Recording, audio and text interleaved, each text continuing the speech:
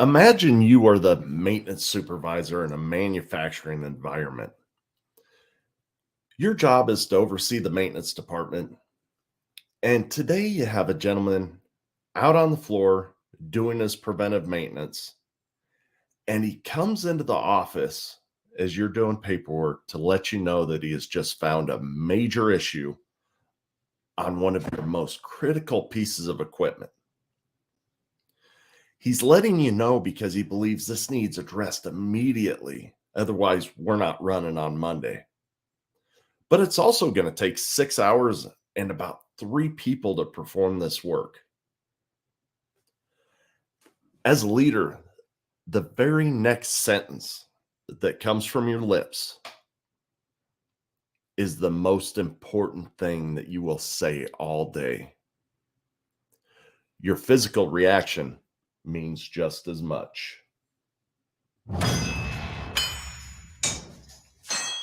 Leaders are not born in a womb. They are forged through heat, pressure, and a whole lot of sweat. The Fire Forged Leader podcast serves the audience through exploring leadership at work, in the community, and with the family, using a practical perspective and real-life experiences from the host, Steve Baumgartner, and his guests in the Forge. Now, it's time to enter the Forge with the Fire Forged Leader.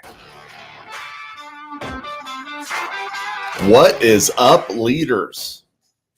Welcome to the Fire Forged Leader podcast. My name is Steve Baumgartner, and I'm your host and founder. And I would like to take you today on a journey of the Forge, where we are going to explore some lessons learned on the front lines of leadership.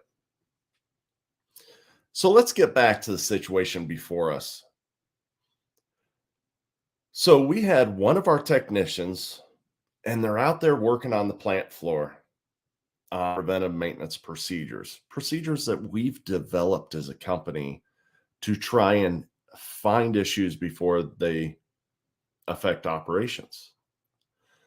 So we just found something major that's going to cost both time and manpower for that day.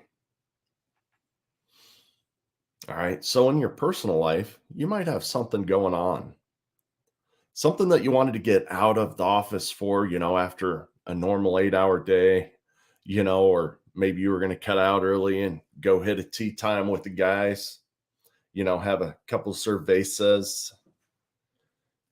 So how do you react in this situation? You definitely got things you want to do, and it's not working on this piece of equipment for 6 hours. So in my career, I've seen this exact situation play out in many different maintenance offices over my career, but I've also seen it happen in many more places than just maintenance offices. And I'm here to tell you that more times than not, it plays out very poorly. So generally, the so-called leader looks at this individual and they just got a look of disgust on their face. And they say something like, "You have got to be kidding me. Are you serious? Damn it." That's how a lot of people in leadership roles react to a situation like this. They might even go one step further and take their ball cap off and throw it in the corner of their desk, grab their PPE, their hard hat, throw it on, put in their earplugs, stomp out of the office, and they leave the employee standing right there in the office. The employee looks around and they're like, "Where the hell did this joker go?" And then the supervisor throws the door back open, pops his head in and says, "Well, we don't have all damn day. Let's get out there." And then stomps off again, leaving the employee in the office. Now, that's an extreme example, but the negative example is still there. So let's replay this situation for a second. Your employee was out on the production floor doing the job that he was hired for. He found something that he was actually looking for on his preventive maintenance. And then you have the audacity to yell at him and give him an impression that it was a bad thing that he found this. That makes a lot of damn sense, people. So when you look at that, what do you think the employee's going to do in the future? You guys' heads are probably spinning right now, but you guessed it, right? You have just created the worst pencil whipping son of a bitch in history. This is going to turn into your worst employee, unless you treat all your employees like this. But this was a very negative reaction. Why in the hell would he want to tell you anything in the future? And like I said before, this happens well beyond preventive maintenance. Leadership constantly wants to know things that aren't positive reporting items. They want to know about things like process variations and or failures, safety, food safety, whatever the case may be. They want to know about when people are hurt. They might ask for regulatory noncompliance and other topics that bring the leader into these type of environments, into these situations. And a lot of leaders only want to know the negative. That's a problem in itself. Tell me about the positives too. But let's rewind this conversation for a minute.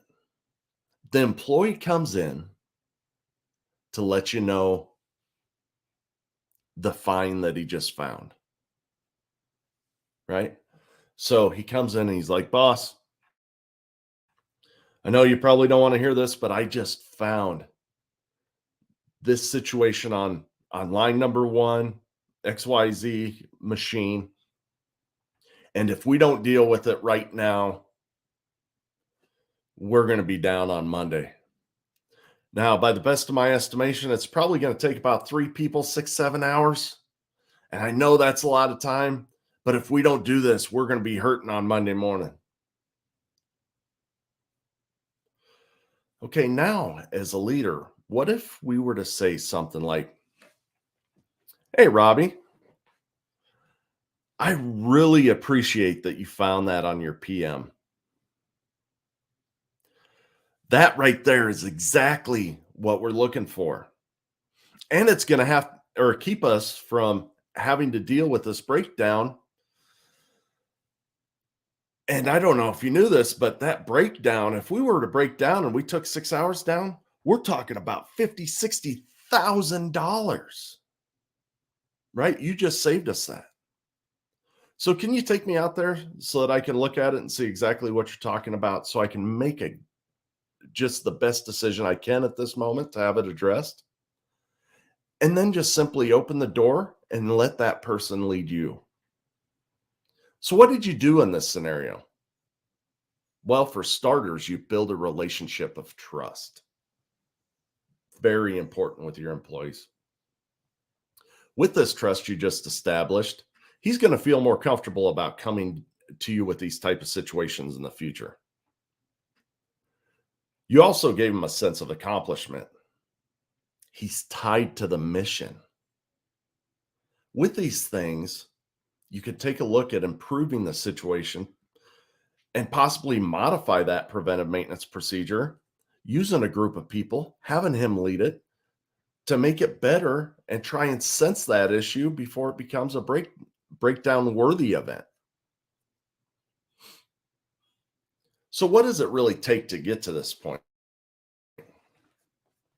First, we need to detach from our emotions a little bit. The supervisor's upset because he was going to miss out with time with his buddies. I completely understand. I've given up a lot of time to different situations in my career. I get it. But let's not make it the employee's fault. The employee's doing what he was supposed to do. Secondly, we need to calm our instincts. We need to work on our facial expressions, our body language, our tone. Next, we need to remember the mission. The mission is what's important. Your golf game's not important. That PM's not important. Keeping that equipment operational so we can produce a product is what's important. The mission is important. Choose your words with intent. And then finally, reward the right behaviors. Reward him, even though you don't want to hear it at this moment, reward him for finding something that he was supposed to find. So let's go through that again. Detach from our emotions. Calm your instincts. Remember the mission. Choose your words with intent and reward for the right behaviors. This is also going to help you at home with your kids and out in the community and with your wife or husband or whatever that looks like.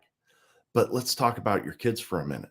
Say that your kid was out there riding his bike and ran into your car on accident, and he comes in to tell you and you blow up at him. What's that going to do? Next time he's going to say, I didn't do that, right? So think about this a little bit. Detach from your emotions, calm your instincts, remember the mission, choose your words with intent, reward the right behaviors. So leaders, you have come here to listen to a message, but listening is not enough. What are you going to apply in your life this week, this month, and this year?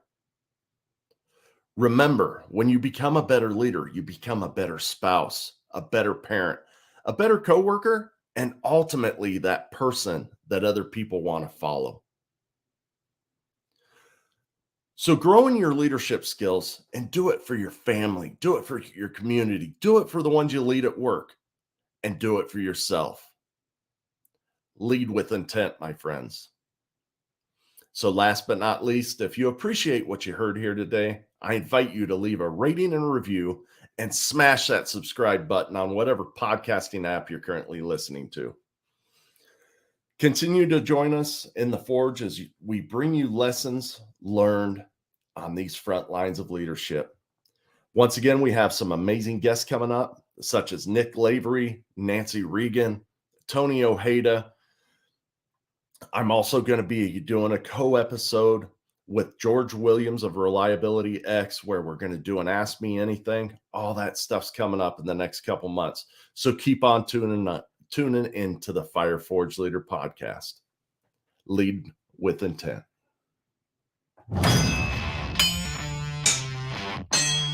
You have just experienced the heat and pressure of the Forge. Remember, words without action are meaningless. Now, after the heat of the Forge, shape your thoughts, quench your brain, then put your new tools to use, adding to your leadership. Tune in next week for more lessons from the Forge.